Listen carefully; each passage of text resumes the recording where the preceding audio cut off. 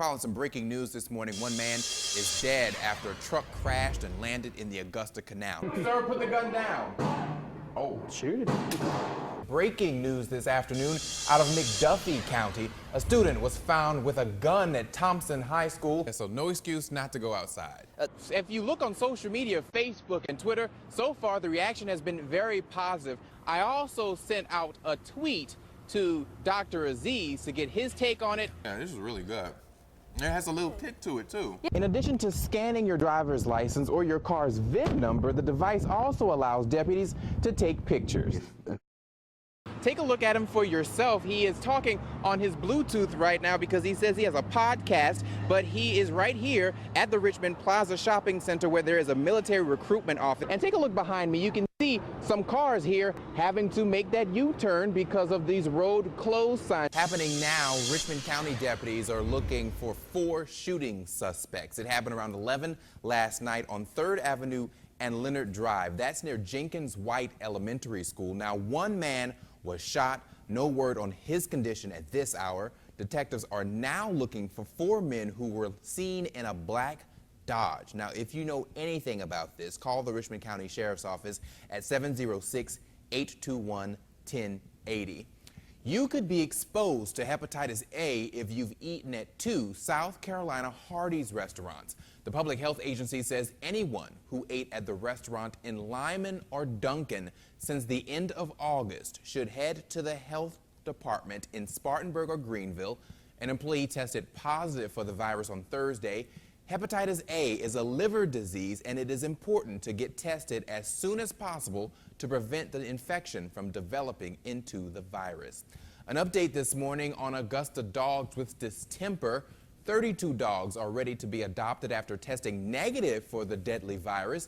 Distemper is passed from dog to dog by bodily fluids. Now, it can cause a runny nose, watery eyes, and fever. More than 100 dogs have been tested for the virus so far. 6 of those were positive. Augusta Animal Services is not taking in any stray dogs at this time because of that virus. Debit card delivery is delayed for child support and some government assistance programs. Georgia's Department of Human Services says 4,000 people who use the EEPI cards will not receive them until Wednesday. The new or replacement cards were requested between August 19th and September 17th. The debit cards are used for child support and families needing temporary assistance. The department is looking into why there is a backlog on those cards. Vote 2016 this morning. Georgia's presidential primary is set for March 1st. Governor Nathan Deal signed the executive order on Wednesday, but it was made public yesterday. Southern states are hoping to create a regional super primary that day, nicknaming it SEC primary. Alabama, North Carolina, Tennessee, and Virginia have all moved their primary dates to March 1st. It's time now, 7:05. The Arts and the Heart Festival is happening today. Gates open at 11 this morning and close at 9. You can head out for the sights and sounds of several different cultures. You can hear live music and try lots of foods. Badges are $10 and are good for the entire weekend, and this event ends tomorrow. Now, this event causing a traffic alert this morning because of that festival. Take a look at this map. The festival is along Broad Street and at the Augusta Commons, so Broad Street is closed right now from 7th to 10th Streets until tomorrow night. The eastbound lanes of Reynolds are closed from 9th to 8th. Tatnall Street from 10th to 11th is only one way, and 11th from Tatnall to Reynolds is also one way. Now, though the extra traffic may be bad news for drivers, downtown businesses are pretty happy about it. News Channel 6's Renetta Dubose explains the business boom. Scott says he likes Arts in the Heart most because it encourages shopping. Time now, 7:08. Some homeowners are unhappy about a new North Augusta attraction and is not even built yet. Plans for Scuttle's Island Water Park were announced last week. The park will go up in North Augusta off I-20, exit 5. That's on Highway 25. But some people who live near that area say they don't want this project to happen. We're talking about people who live in Pinewood Plantation. They would live right next to that park. They say they are worried about more traffic, more noise, and visitors driving through their neighborhood. The homeowners are considering making some changes to their entrance to separate their community. The neighbors are going to meet with city leaders next week at the council meeting. That's Monday at 7 o'clock. A lucky South Carolina girl is the golden ticket winner for the Western Carolina Fair. 9-year-old Esther Marks is the first person to find one of 4 golden tickets hidden in chocolate bars, and you can see how excited she is in that picture. I would be excited too. Now, she bought the candy at Cindy's Sweet Shop in downtown Aiken. The ticket allows her free admission to the fair every day it is open. Now, there are still 3 golden tickets hidden. The Western Carolina State Fair comes to town on October 22nd. Hands, put the gun down, let me see your hands. A hostage situation with the gunman threatening to shoot and kill. Stopped by an officer. It's a simulation now, but could mean the difference between life and death out in the field. This 180-degree simulator system came Thursday to the Peace Officers Training Academy at Augusta Tech to train officers on the proper use of force. When to apply force, how to apply it, and then gives us the ability once it's over to be able to go back and kind of debrief what they did. Paid for by grants, each screen has a camera that picks up lasers from pepper spray, a taser, or gun. The screen also picks up verbal commands, something I learned firsthand. I'll be talking to him. Sir, no. Back up, sir. Put the gun down. Sir, put the gun down. Oh. Shoot it. Wow, I was not expecting that. A camera picks up everything in real time. There is also a night mode used with a flashlight. Snowberger says this training is more important than ever with recent officer-related shootings across the country. We want our officers to understand that, you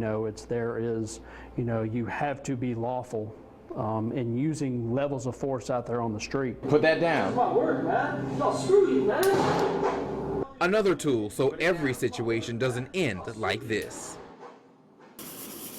We're going to do our best to clean it up. It's a volunteer effort to help clean the front of Metropolitan Community Church.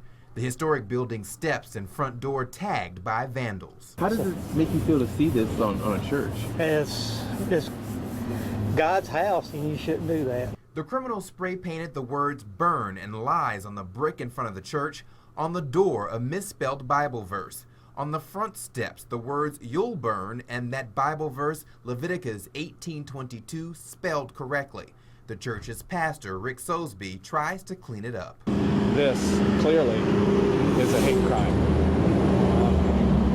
based on the saying that we'll burn and the scripture that they're referencing. That scripture reads, "Do not have sexual relations with a man as one does with a woman. That is detestable." Do you feel it's just a target?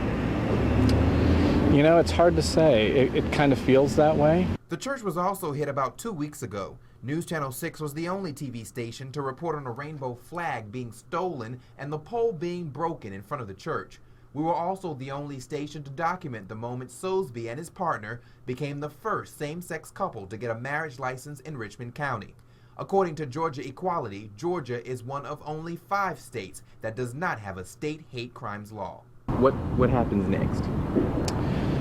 Well, what happens next is we move on. We move forward, we clean up this mess. Yeah, just a matter of seconds, Brad, but this name, Augusta University, is nothing new. This was the name that so many people wanted just a couple of years ago, but GRU was chosen. But prepare to say goodbye to GRU and hello to Augusta University. All those in favor, please say aye. Aye. Opposed, same sign. The motion passes.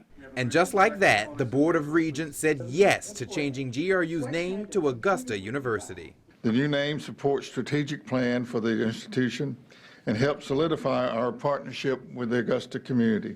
We can't be the type of university that I know we can become without the city of Augusta. This new administration is showing it's community focused. Many felt previous president Dr. Ricardo Aziz didn't do that. A new name could help. We have an unprecedented opportunity with the community, with Fort Gordon, with NSA Georgia to really be a focal point for cybersecurity. The change comes almost 3 years after the Save the A campaign to keep Augusta in the university's name. Well, the A is back. Is this a victory for the people of Augusta?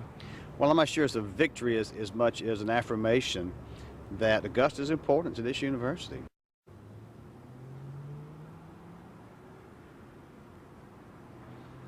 So what's next? Now they have to look at changing email addresses and the website. But Dr. Keel says he's talking to a marketing firm to look at changing the logo, and students in the community will have a chance to weigh in on that.